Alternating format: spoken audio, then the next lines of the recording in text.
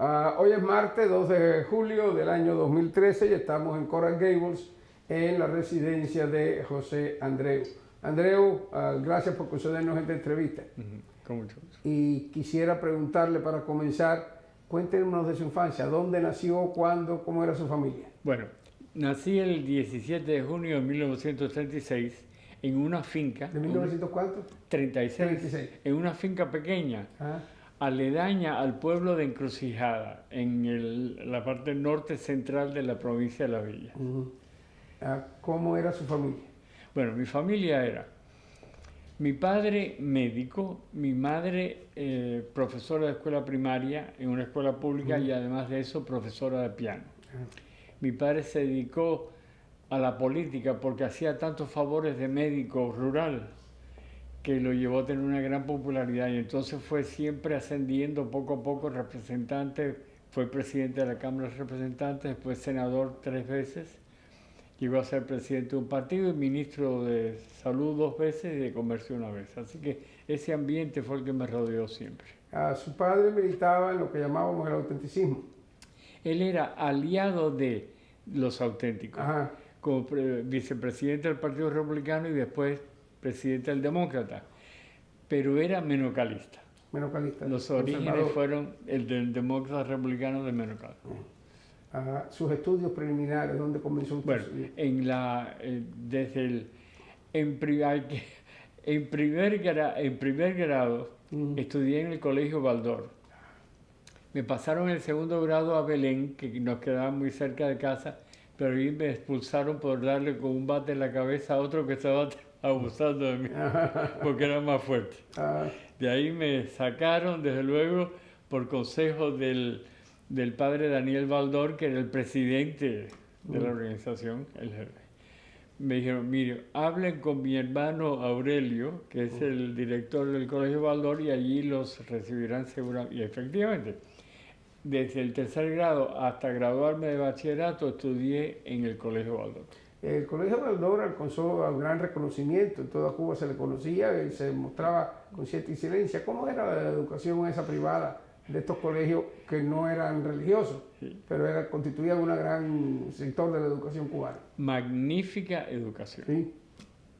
Desde el punto de vista no solo acumulación de conocimientos, sino la variedad de la cobertura. Y se daba una educación tan buena que, por cierto, nunca se debe olvidar la importancia que tuvo la educación privada en Cuba, además de la pública. Las dos fueron de primer orden. Y la pública fue siempre gratis, hasta que se llegaba a la universidad donde se pagaban 20 pesos por un año entero de estancia. Así que desde ese punto de vista, magnífico. Todos los que terminaban un año de bachillerato en Baldor se tenían que presentar al Instituto del Vedado, entidad pública, y allí pasar el examen que pasaba todo el mundo. Así que con eso se mantenía la uniformidad en el sistema. Según estuve viendo en sus datos biográficos y demás, a los 16 años usted va para Canadá y estudia filosofía tomista. Sí. No era muy común encontrar un cubanito de 16 años interesado en filosofía de tipo alguno. ¿Había algún tipo de vocación religiosa en usted? No, la verdad es que en aquel momento sí la había, pero el propósito de irme a Ottawa surgió de un acuerdo entre mi padre y yo. Mi madre había muerto entonces, de que mi padre había tenido que improvisar a lo largo de su carrera política y él quería que yo fuera un servidor público, pero bien preparado para ello. Entonces yo le dije, bueno, pues entonces, doctora, yo siempre lo traté de usted, por el respeto, sí, muy superior como persona a lo normal. Le dije, mire, le voy a proponer lo siguiente, y espero que me apoye. Primero, estudiar filosofía, porque es la base. Y después, economía y derecho, porque son los que me permiten actuar en el mundo donde voy a desarrollarme. Y ahí fue la primera. Tomista, porque incluía no solamente la versión cristiana de la filosofía, sino que estaba basada en Aristóteles y en otros pensadores griegos. Yo pensé, caray, este es el compendio muy acertado de todo lo que hay que ver en estos momentos y asentar como base. Y desde luego, Ottawa se prestaba para eso. Era la orden de los hermanos oblatos, muy estricta. Teníamos que ir a misa todos los días a las 5:30 de la mañana. Un invierno horrible, el peor de Canadá. El que más duraba, el más frío. Y no había otra cosa que hacer allí sino que estudiar. Así que se lo agradezco a los hermanos oblatos que me hayan dado esa oportunidad. O sea, su padre quería que usted fuera un servidor público y ya hemos visto que su padre estuvo involucrado en la política desde los inicios en un pueblecito de campo hasta llegar al gabinete presidencial. Hay cierto estereotipo de los políticos cubanos anteriores al castrismo, ¿no? Hay personajes de excelencia, pero generalmente en la mente popular, en la primera vez se hacía como ¿cómo era su padre? ¿Cómo describiría usted esa clase política cubana? Bueno, para hablar primero de mi padre. Mi padre nació de un hijo de carpintero en un pueblecito, en Encrucijada, y de una ama de casa. Tuvo 3 hermanas, es decir, estaban pasándola, no pasando hambre, pero no pasándola muy bien. Tan es así que cuando él sale de Encrucijada para hacer estudios secundarios en Zaguala Grande, lo hace con una beca. Esa es otra cuestión importante en Cuba que no se debe olvidar. El sistema educativo permitía estudiar con beca a una buena parte de la gente que lo merecía. Entonces de ahí, de graduado, se fue a La Habana a estudiar medicina. Y mis abuelos le mandaban huevos y pollos en el tren para alimentarlo, porque la situación era muy fuerte. Es decir, estamos hablando, caray, de los años de la Gran Depresión que afectó al mundo entero. Él siempre tuvo una cualidad que a mí me impresionó y me conformó mi destino, que fue la del servicio público. Se graduó 3er expediente de su promoción de medicina y en lugar de quedarse a estudiar y a trabajar con un especialista cualquiera, tuvo varias ofertas en La Habana, decidió que su deber era volver a Encrucijada como médico rural. Porque era donde más necesitaba. Una vocación verdadera. Sí, era su vocación y su deber. Y así lo hizo. Y entonces, mi padre decía siempre 2 cosas. Primero, que había mucha gente honrada en Cuba en el servicio público y en el privado. Pero que desgraciadamente en la cima había un grado de corrupción alto también. Y entonces, porque lo que había que hacer era ensanchar la base de gente incorrupta y entonces llegar al momento donde los presidentes lo fueran igual. Y eso es lo que él pensaba que íbamos a tener con Carlos Evia, que iba a ser electo presidente en 1952, un graduado de Anápolis con una ejecutoria espectacularmente honesta. Tan es así que Carlos Evia, me dijo mi padre una vez, no le decía a su familia ni a sus amigos por dónde se iba a construir una carretera para evitar que compraran tierras aledañas y beneficiarse con el proyecto. Eso para mí me dejó impresionado al resto de mi vida. Luego entonces, cuando sucede el golpe de marzo, del 10 de marzo de 1952, que propina a la República Fulgencio Batista, su padre pasa a la oposición. Exacto. ¿Cómo los afectó eso? Bueno, lo afectó en el sentido de que participó en todos los esfuerzos con De la Torriente y todos los demás para poder salir del entuerto donde nos había metido Batista. Pero Batista se negó. Batista simplemente era un individuo que con una exacerbada ambición de dinero, más que otra cosa, y que quiso perpetuarse todo lo que pudiera para robar más dinero. Entonces siempre mi padre estuvo frente a él. Usted entonces comienza estudios, o sea, una vez que regresa de Canadá, por el mismo año 52 más o menos, tengo entendido, 53, comienza estudios en la Universidad de Villanueva. Sí, a la vez que en La Habana. Estaba en la Universidad de La Habana y en la de Villanueva. y en la de Villanueva porque me ofrecía mayor garantía de que iba a terminar mi carrera allí. En La Habana había una serie de disturbios y se cerraba esto, se cerraba lo otro y se interrumpían los estudios. ¿Cómo era la Universidad de Villanueva? ¿Era esa cosa elitista o de veras había una función también de servicio ahí? La Universidad de Villanueva era una universidad sobre todo para la clase media cubana. Clase media que era la más grande proporcionalmente en América Latina. Hay que anotar eso. Y entonces se enseñaba muy bien, había un fondo religioso, pero uno no tenía que ser católico ni cristiano de ninguna denominación religiosa, y se tenía el sistema que se seguía, y nosotros, yo no terminé allí porque tuve que irme, pero lo que tengo es nada más que elogios para esa universidad. Siendo, ya estando alboreando la juventud, ya pasando la adolescencia, está esta situación política en Cuba. ¿Usted se involucra en la lucha contra Batista? Sí, sobre todo a través de la Federación Estudiantil Universitaria de la Universidad de La Habana, porque allí era donde estaban los focos antibatistianos. Y tan así yo participé como delegado de la Universidad de Villanueva, no oficialmente, esto era escondida de la dirección de Villanueva, pero participé en mítines. Yo recuerdo una cosa, Julio, que con el tiempo me sigue impresionando y quizás cada vez más. Nosotros cuando salíamos en demostración bajando la escalinata de La Habana y cogíamos por la calle de, yo no me acuerdo el nombre, San Lázaro, hacia abajo, hacia la estatua del Mártir para rendirle homenaje, nos esperaban filas de policías con bastones para entrarnos a golpes y disolvernos.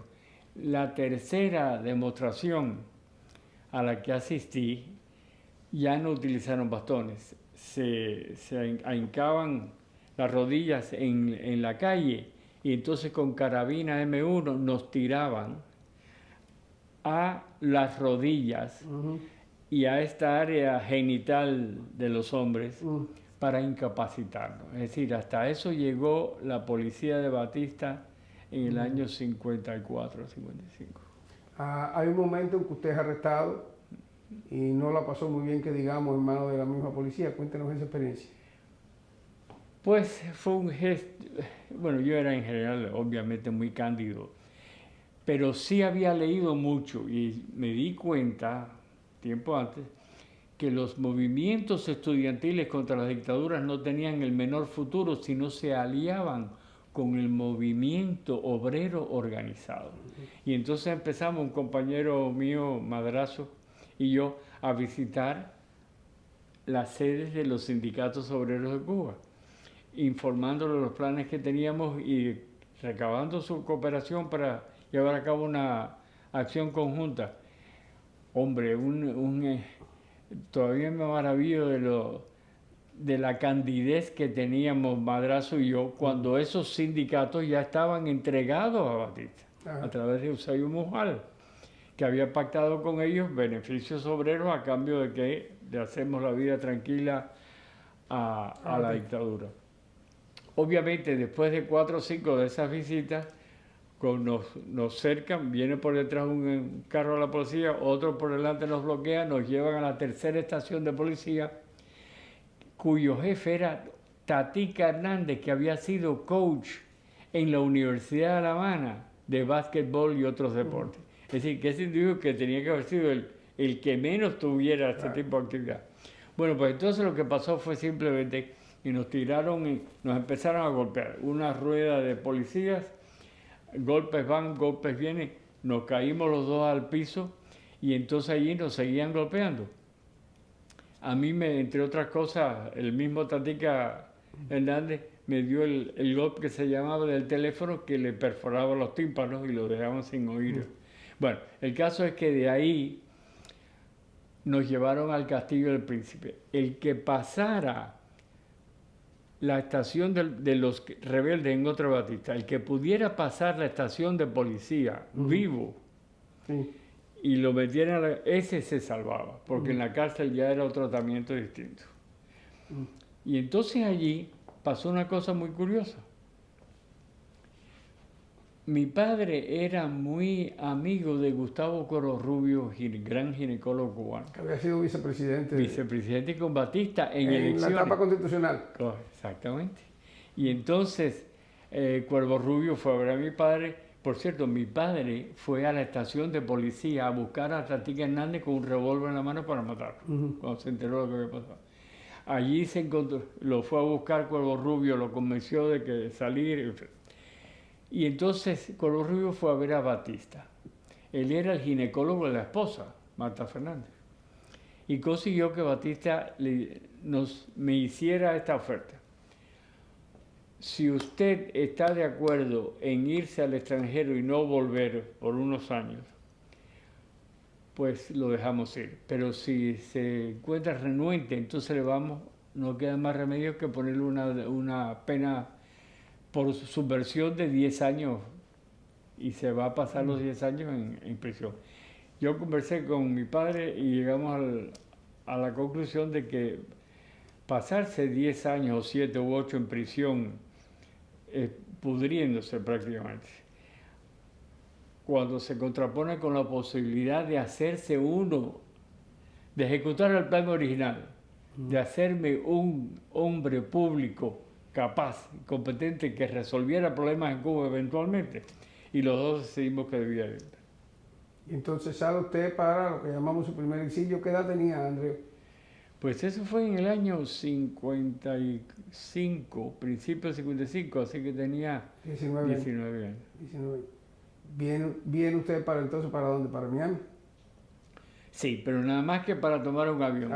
Ya yo tenía el plan diseñado de filosofía, economía y derecho. Entonces de ahí fui a la universidad. Siempre ha habido 3 grandes universidades en filosofía en Alemania: Friburgo, Gotemburgo y Heidelberg. Y entonces yo escogí Friburgo. Era un pueblo precioso y allí estaba además Karl Jaspers, el discípulo predilecto existencialista del fundador de esa corriente filosófica. Además de eso se estudiaba mucho Edmund Husserl, y en fin, era un ambiente donde tener a Karl Jaspers de profesor era una cosa increíble. Bueno, el caso es que fui allí, y entonces entre allí y la Universidad de Múnich conseguí el Abitur, que se llama, que es la certificación de que usted ha terminado los estudios el equivalente de licenciatura. O sea, entonces, dice también, usted estando en Alemania, pues precisamente pasa a Dinamarca, Suecia, donde se entrena o colabora o participa en trabajo con cooperativas. ¿Cómo era eso? Sí, bueno, a mí siempre me llamaron la atención mucho las cooperativas en todas partes, y en Cuba me fui a la cooperativa de regantes de Güines y vi cómo funcionaba. Y decía, esto es lo ideal, el sector privado, sin intervención pública, pero con participación de todas las personas que están afectadas, de productores, regantes, en fin. Que es algo muy en sintonía con la doctrina social católica. Exacto. Pero yo no lo tomé por ahí, sino lo tomé por el aspecto de cómo se puede ensanchar el ámbito de la empresa privada de una manera que dé resultados positivamente sociales. Y entonces, pues, una vez terminado ya la licenciatura en filosofía en Alemania, y bueno, yo no voy a hacer un PhD, un doctor en filosofía, ese no es el propósito. Entonces me fui a Dinamarca de paracaidista. ¿Por qué me fui a Dinamarca? Porque tenía un sistema desarrollado fenomenal de pequeña empresa, un país pequeño, más similar a Cuba. Y entonces allí me aparecí de paracaidista, como digo, en la oficina del presidente, el director general de la Federación de Cooperativas, que tuvo la amabilidad, por eso le tengo mucho afecto al pueblo danés. La secretaria, vengo aquí a ver al director y cuál es su objetivo. Yo vengo aquí para que ustedes me enseñen a mí el sistema cooperativo danés a eventualmente instaurar un sistema cooperativo muy ampliado en Cuba. Bueno, me recibió el hombre a los 5 minutos, y ese señor me puso un guía que sabía de cooperativas, un traductor y un automóvil para que yo visitara todas las cooperativas que me interesaran en Dinamarca y que al final de mi visita le hiciera un reporte sobre el estado de las cooperativas en el país, porque él quería saber también cómo una persona mirando desde fuera analizaba el sistema, cosa que no podía hacer con gente que estuviera ya en las cooperativas. Y entonces lo hice y cuando terminé mi informe dijo... Y eso usted sin más credenciales entonces que un cubanito que quería Sí. enterarse de cómo era eso. Después, cuando ya al final de mi estancia en Dinamarca, él le dijo, oye, el señor director, no recuerdo el nombre, ¿cómo es que usted me hizo, no solamente me recibió, sino que me dio todo este apoyo durante meses? Y él me dijo, esto es una cosa tan fuera del ordinario que yo dije, este joven debe tener algo de interesante. Y por eso fue, y además les gustó mucho que yo fuera un agente de cambio en Cuba, Claro, donde yo claro. no tenía la menor... Y fue tan amable conmigo y me secundó con tanta fuerza que él me recomendó al director de la cooperativa Förbundet, que era el sistema cooperativo sueco, y me mandó para allá con recomendaciones, me tomaron de la mano, allí sí ya con el respaldo que se había que tener, y entonces hice lo mismo en Suecia, a través de un invierno que no le deseo ni a los suecos. Pero allí terminé, hice otro reporte sobre las cooperativas suecas. Y el director de cooperativas de la Federación Sueca me recomendó para que me permitieran la entrada a estudiar en el Colegio Cooperativo de Inglaterra, donde se entrenaban todos los líderes de las cooperativas británicas de las 3 islas, además de todos los líderes cooperativos del Commonwealth. Es decir, era aquello una cosa increíble la oportunidad que me dieron. Y otra cosa que me enseñaron, Julio, que vale por lo menos tanto como la materia o las materias que aprendí, fue que el colegio cooperativo era un antiguo castillo. Nosotros los estudiantes vivíamos en subterráneo, es decir, en bóveda, en un sótano. Y entonces nos tenían no había calefacción ahí abajo, muy poquitito. Y nos tenían un régimen alimenticio de pan con poco de mantequilla y té y más nada. Y un poco de carne. Tan así que yo los fines de semana me iba al pueblo, a Loughborough, y entonces me serví un bistec para poder compensar. Pero eso me explicó a mí el jefe de estudios religiosos del colegio cooperativo. Eso lo hacemos a propósito, para hacerlos a ustedes incólumes, que puedan vivir bajo las normas más austeras y resistir la tentación del dinero y del poder. ¡Wow! Ahí entonces, además de eso, y en ese momento yo pensaba que los británicos, después lo pensé mucho tiempo también, desde antes y después, que son un pueblo superior. Y entonces, allí además de las prácticas, la administración, la cooperativa, la filosofía, nos enseñaron lo que era la filosofía fabiana de la organización social. Y eso a mí me impresionó tanto, porque yo pensé que era el mejor antídoto en contra del comunismo. Y aquí ese fantasma del socialismo fabiano se ha agitado aquí en el exilio como una tremenda amenaza para Cuba. ¿Qué es eso? No. El sistema fabiano fue el de Fabius Máximo, como usted sabe, el hombre que derrotó al fin y al cabo a Aníbal. Pues cediendo y cediendo y cediendo, pero poco a poco indoctrinando y volviendo hasta poder llegar a derrotarlo. Y aquí era lo mismo.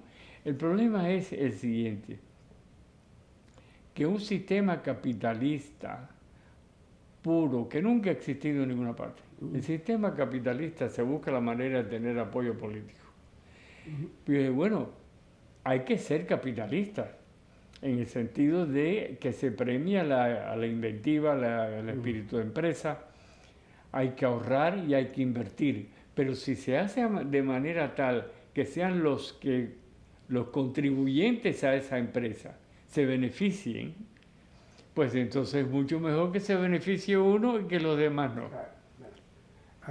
Regresa a Cuba, o sea, triunfa la revolución. Mientras está pasando todo esto, que usted anda por Europa estudiando y esto, la agitación política en Cuba crece, se me atacan el Moncada, Fidel Castro llega después de México, el refugio en las Lomas.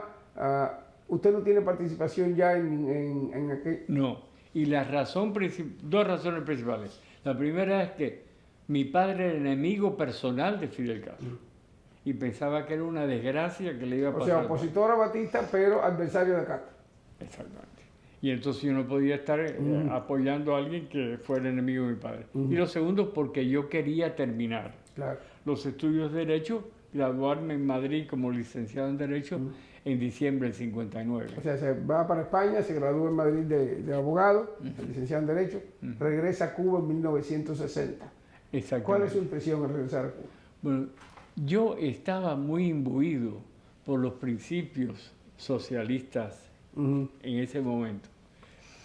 Y entonces dije, bueno, pues esta es una buena oportunidad de hacer las cosas bien y de canalizar la revolución por vías democráticas en lugar de por vías unipersonales. Y entonces, pues alguien en el Instituto Nacional de Reforma Agraria se entera que yo estoy en Cuba y me ofrecen y acepto la lideratura en una pequeña cooperativa que se había organizado en la provincia de Pinar del Río. Y para allá fui, y entonces allí organicé, bueno, los ingenieros agrónomos, los campesinos, los educadores, en fin, en esa unidad, pero pequeñita, bastante pequeña. Y entonces mando el plan de desarrollo al INRA. ¿Y quién me dice a mí que un día yo dormía, desde luego, en un catre, en la misma oficinita que tenía? Me llega una llamada a las 3 o 4 de la mañana y entonces una voz femenina que después resultó ser la de la secretaria de Fidel Castro. Celia Sánchez. Josefina Fernández. Josefina Fernández. La que había sido secretaria de Chivas. De Chivas.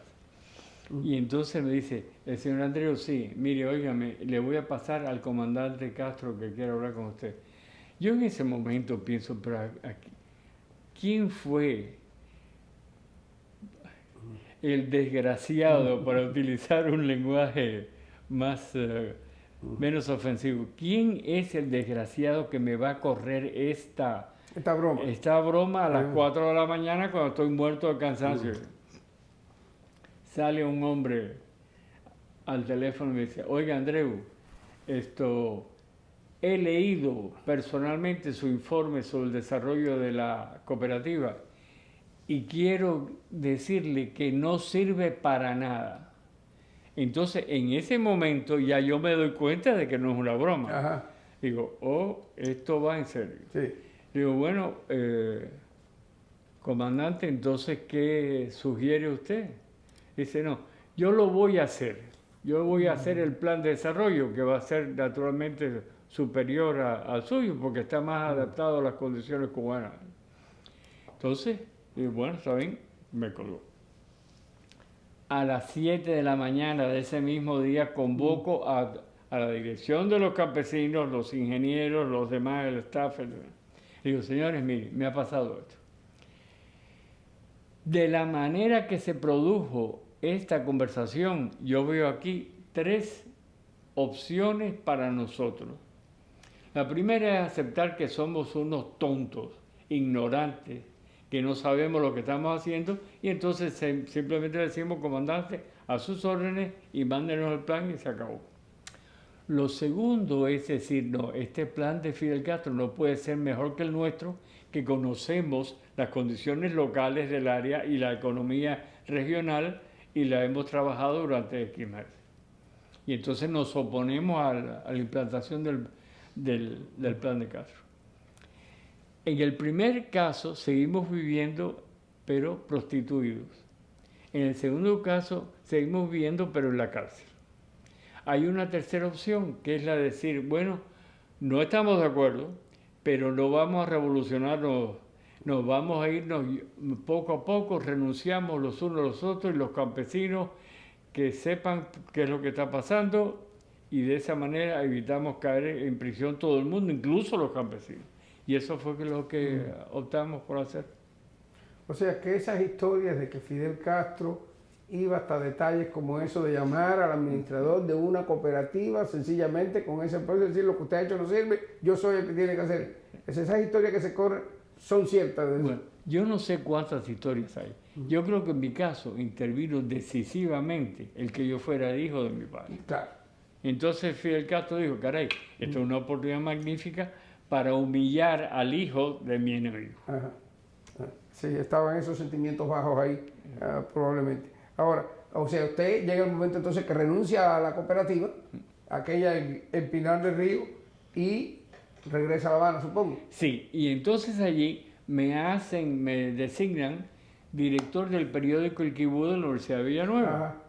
donde yo quería volver para las asignaturas que no había estudiado en Madrid, porque no eran necesarias, pero sí eran necesarias para el título en Cuba, estudiarla ahí. Pero empecé a hacer editoriales en contra de este aspecto, en contra del otro, el autoritarismo, la militarización del régimen, la falta de libertad progresiva. Y entonces, una noche, yéndome a mi casa de la redacción del Quibú, veo que detrás de mí hay un automóvil de la policía, una perseguidora. Y entonces me hace señales con los faros para que me paren. Me paro, se baja de la parte delantera del pasajero un teniente que había estado preso conmigo bajo Batista porque había sido miembro de la FEU.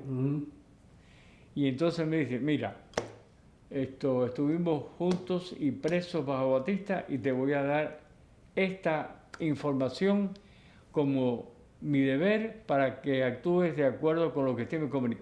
Esta es la única vez que yo voy a actuar a favor tuyo. De ahora en adelante pasas a ser un enemigo si incides en lo que estás haciendo. Si sigues escribiendo estos editoriales y participando en actividades antirrégimen, antirrevolucionarias, te vamos a meter en la cárcel. Y no una cárcel de Batista de 2 o 3 años, te vas a pudrir en la cárcel. Y entonces yo dije, bueno, muchas gracias, me fui para mi habitación, viví en un apartamento entonces, y me di una ducha fría y dije, caray, irse a la cárcel por X años por publicar unos editoriales que no lee nadie. Estamos hablando de un periódico universitario, ¿sí?, de trascendencia en ese ámbito nada más. Nada más, muy limitado. Y no, si yo voy a caer preso en Cuba va a ser por algo que valga la pena.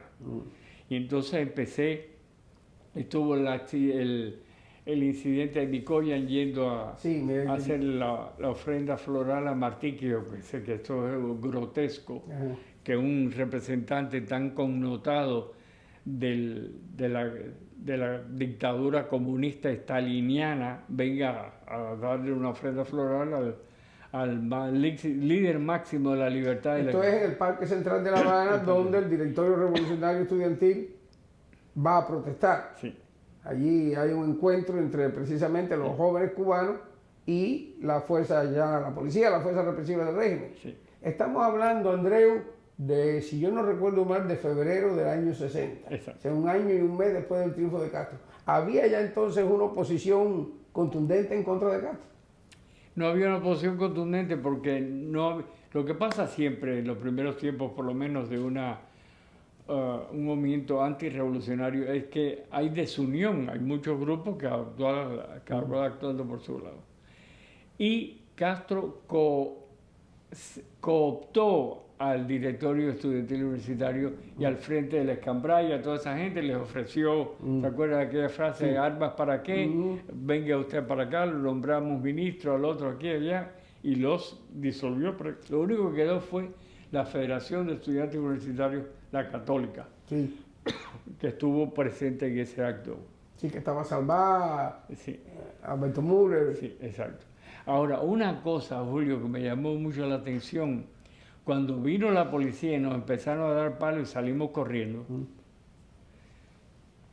a mí, mi experiencia, y compartí después con mis amigos, cuando íbamos por una calle y pedíamos que nos dejaran entrar en una casa para escaparnos de los palos, nos cerraron todas las puertas. La imagen, el poder místico de Fidel Castro en ese momento era tan grande que en todo el mundo era prácticamente Fidel. O sea, que hacer oposición en esas condiciones era Era prácticamente... arar en el mar. arar en el mar.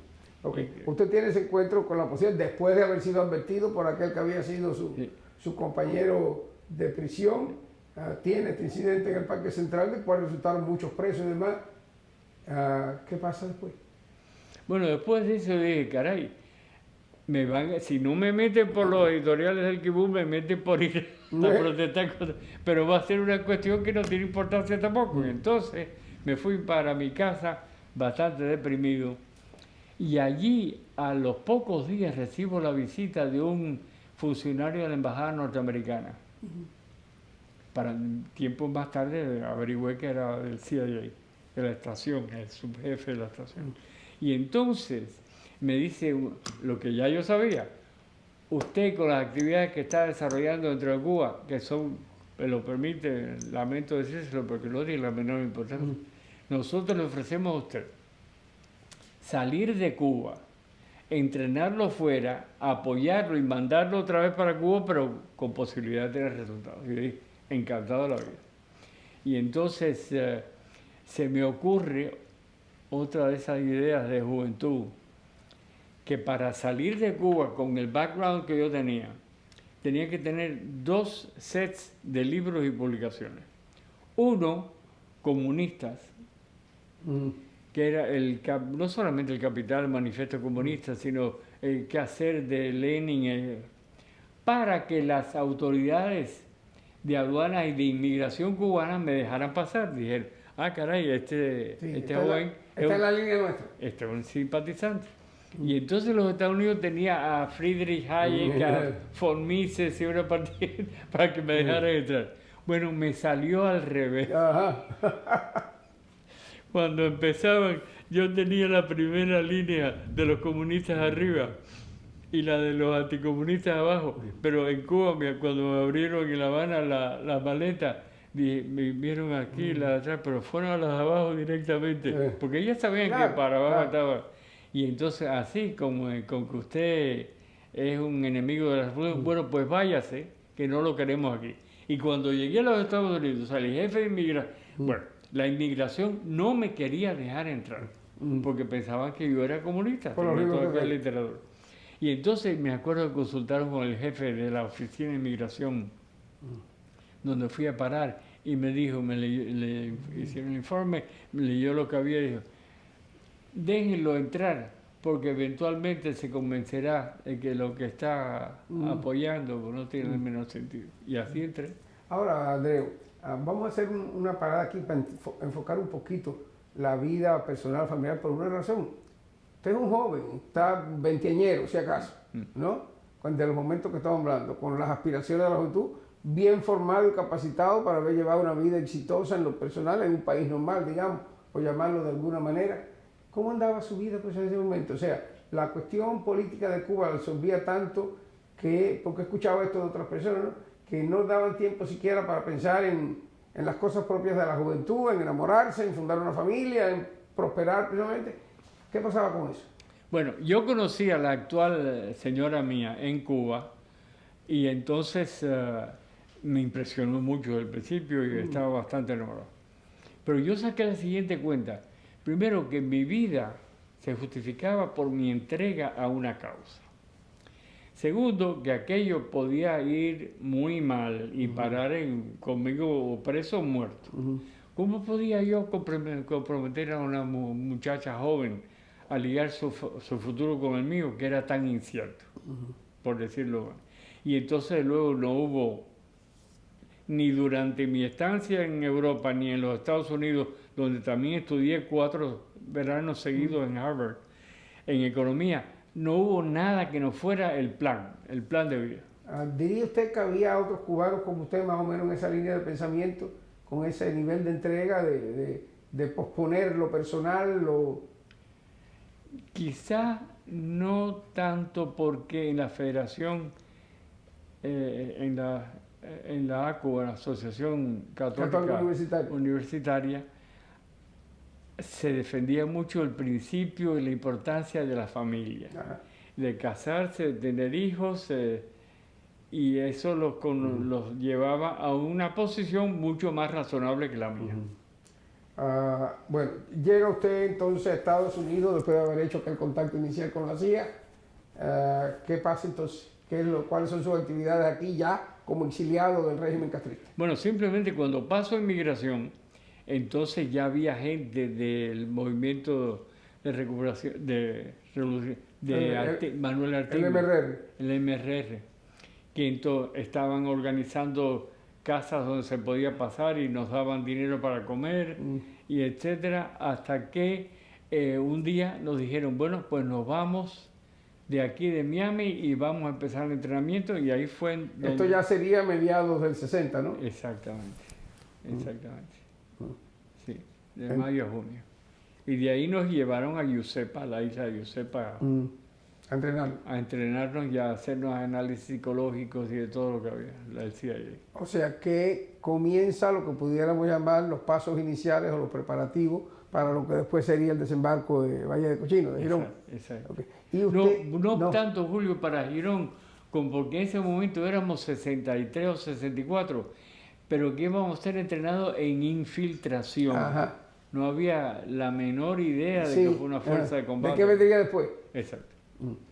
¿Y llegan a realizarse esas misiones de infiltración? Bueno, cuando termina el entrenamiento, que yo sepa, lo continuamos en Guatemala y nos llevan a Panamá. Y yo no estuve en Panamá sino unos breves días, porque allí ya empezaron a situarnos en lugares norteamericanos, en ciudades norteamericanas, desde donde íbamos a ser infiltrados. Y a mí me sacaron del movimiento de infiltración porque dijeron que yo era demasiado connotado, que tenía además un background que podía ser mucho más útil en otra posición, y es ahí cuando usted llega a ser parte, si no estoy mal informado, como de un equipo que hace los perfiles psicológicos de los propios cubanos que participarían en lo que sería después la Brigada 2506. Sí, porque yo era el segundo jefe del grupo de infiltración. El primero era Oscar Carol, un ex oficial y yo era el segundo, como elemento civil. Y entonces en esa posición llamé a uno de los que estaban siendo entrenados, Jorge Giró, médico, pero especializado en psicoanálisis, psicología en general, y él y yo nos pasamos todas las noches, todos los días entrevistando a los miembros de los grupos de infiltración, y por las noches haciendo nuestros resúmenes, qué tipo de persona es, cuál es el background, de dónde viene, dónde tiene amigos, dónde lo conocen y no lo conocen, para situarlo primero en infiltración en áreas rurales o en áreas urbanas. Eso fue una labor que se terminó antes de que saliera. Pero esto al mismo tiempo tenía un potencial, una riqueza sociológica increíble, ¿no? Porque le daba a usted los medios de conocer en el sentido más profundo de la palabra a aquellas personas. Si yo le dijera a Andreu que usted me diera, digamos, lo que sería el perfil promedio de los cubanos que estaban participando en esos preparativos, ¿cómo eran esos cubanos? Había dos grupos. Uno, los estudiantes universitarios católicos. Y el otro, los militares del ejército bajo Batista que no se habían comprometido con las barbaries de Batista. Era gente de tenientes, capitanes que habían peleado, pero peleado por el gobierno y por la institución, ¿no? Y eso lo hicieron los americanos a propósito para que hubiese las dos vertientes desde el principio representadas. Y como seres humanos, como valores y demás, ¿cómo eran esos cubanos en términos generales? Yo creo que eran de primera calidad. Sí. Sí. la motivación, la preparación, el espíritu de solidaridad que teníamos fue muy grande. A pesar de que inicialmente los militares y los estudiantes... Incluso hubo un veto más o menos contra los que hubieran tenido cualquier participación en el gobierno de Batista. Así que fue increíble que se lograra. A usted le encomiendan también y a otros junto con usted misiones de reclutamiento para formar lo que sería la brigada. ¿Cuál fue su experiencia en eso?